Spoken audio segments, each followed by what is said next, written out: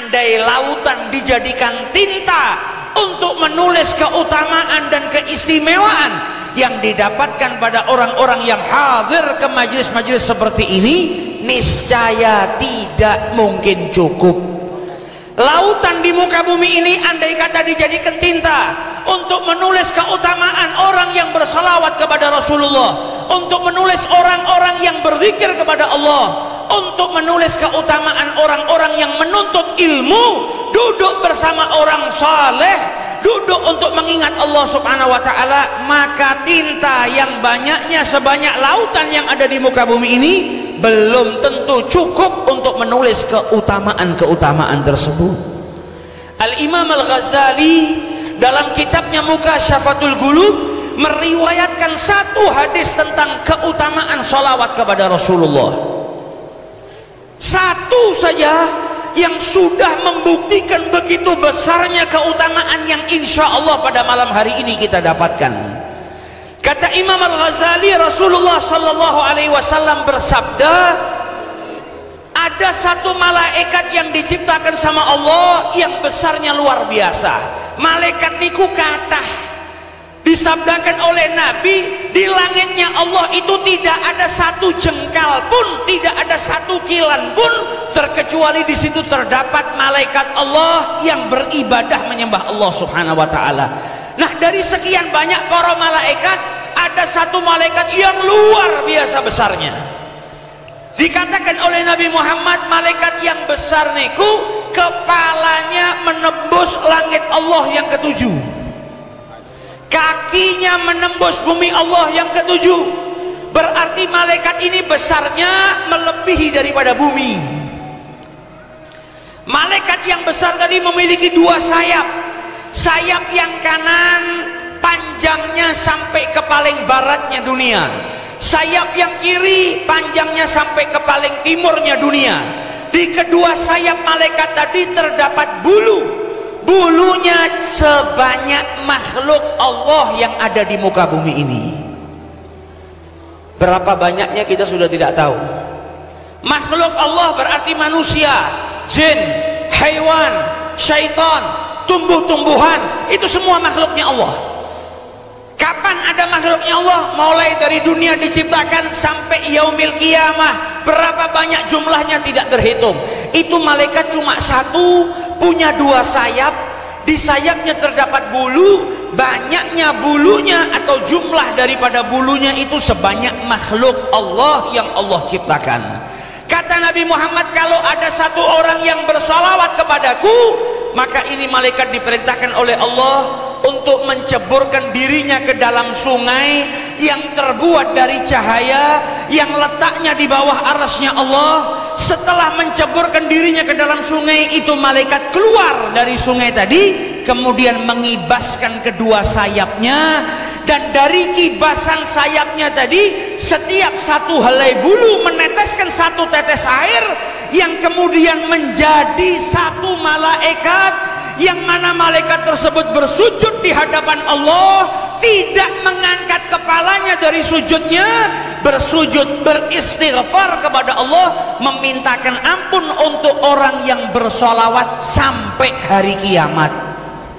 Solawat satu kali ada miliaran malaikat yang memohonkan ampun untuk kita semua, bukan satu jam, bukan satu hari, bukan satu bulan, bukan satu tahun, tapi malaikat yang memohonkan ampun kepada Allah untuk kita semua sampai yaumil qiyamah.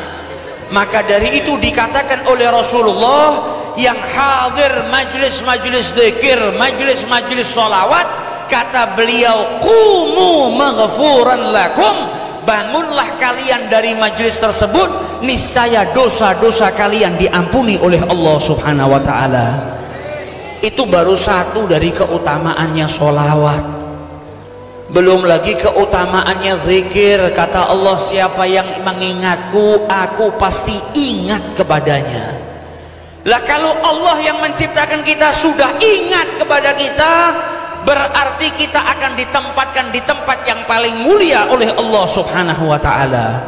belum lagi keutamaannya mendengarkan bacaan Al-Quran, belum lagi keutamaannya menuntut ilmu. Yang keluar dari rumahnya menuju majelis ini, setiap satu langkah kakinya dicatat oleh Allah Subhanahu wa Ta'ala sebagai perbuatan baik.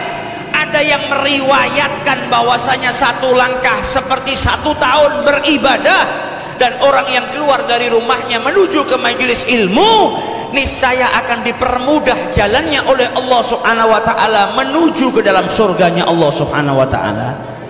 Kalau nggak hadir majelis sholawatan, lama-lama cinta kita dengan Nabi Muhammad juga luntur.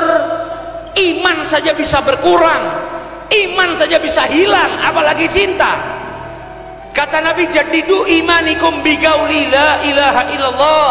Perbaharuilah, perkuatlah iman kalian dengan kalimat la ilaha illallah.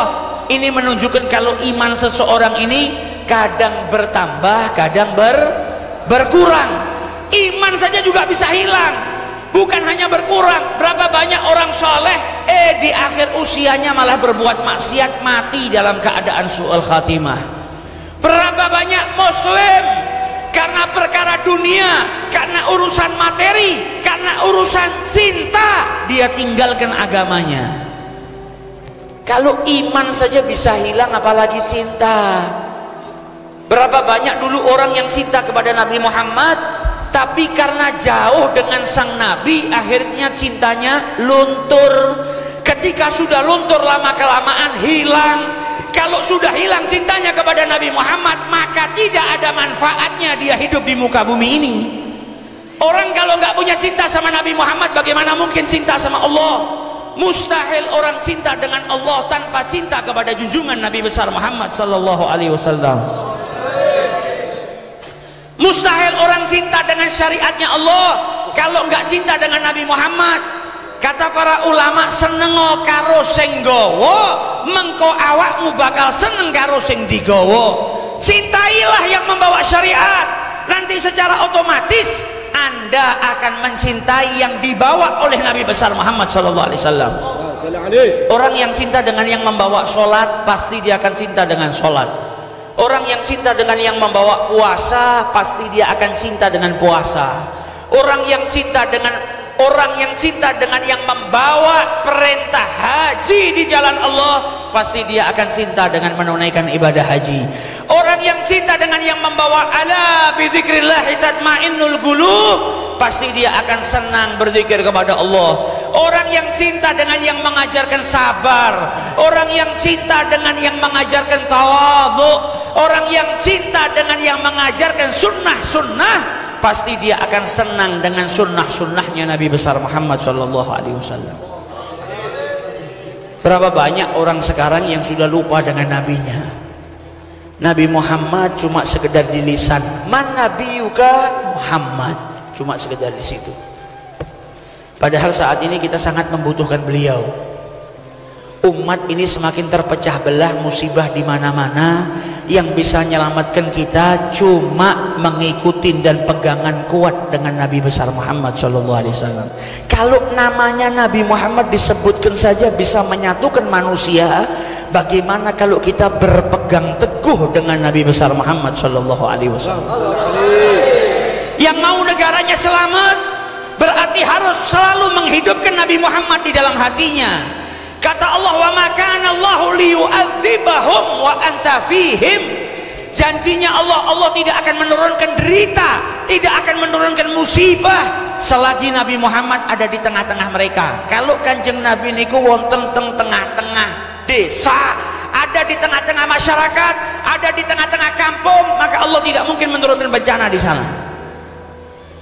Kata para ulama ahli hikmah, adanya Nabi Muhammad bukan berarti adanya di zaman itu saja ketika beliau hidup, tapi sampai saat ini ketika kita menghidupkan sunnah Nabi, kita cinta kepada beliau, menghidupkan Nabi di hati kita, berarti Nabi Muhammad hidup di tengah-tengah kita. Kalau Nabi hidup di tengah-tengah kita, insya Allah tidak ada bencana yang turun di muka bumi ini. Jadi kalau kita mau Indonesia ini selamat, gak ada longsor, gak ada gempa, gak ada aliran sesat, gak ada fitnah, gak ada orang-orang yang mau menghancurkan negara ini, perbanyak sholawat, hidupkan Nabi di hati kita, hidupkan Nabi di kampung kita, hidupkan Nabi di kota kita, hidupkan Nabi di pesantren kita, hidupkan Nabi di rumah-rumah kita. Ketika kita menghidupkan Nabi besar Muhammad sallallahu alaihi wasallam, yaitu dengan menghidupkan sunnah-sunnah beliau, niscaya setiap tempat yang di situ dihidupkan sunnah beliau tidak akan diturunkan bencana oleh Allah subhanahu wa ta'ala. Amin ya rabbal